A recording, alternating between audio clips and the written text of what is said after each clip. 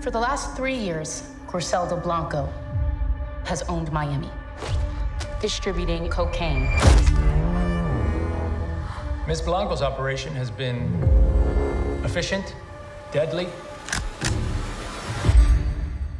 and incredibly successful.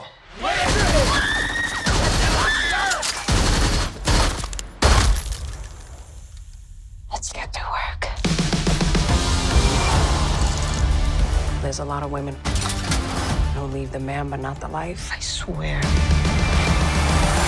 I know what I'm doing.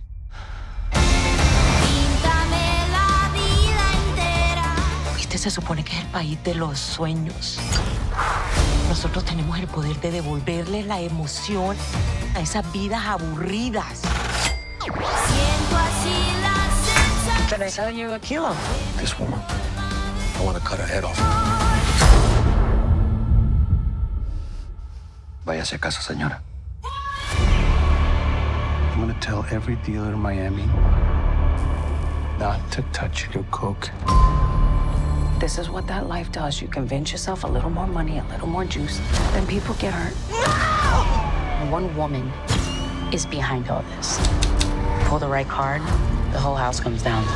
Medellín andan preguntando por vos. Dicen que hay una mujer mafiosa en los Estados Unidos, la madrina.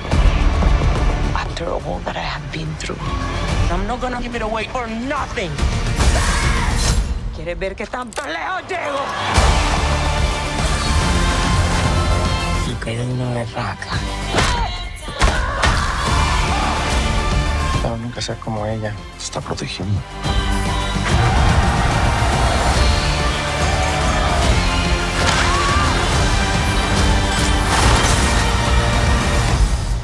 Esa mujer no caminaba como la novia de nadie.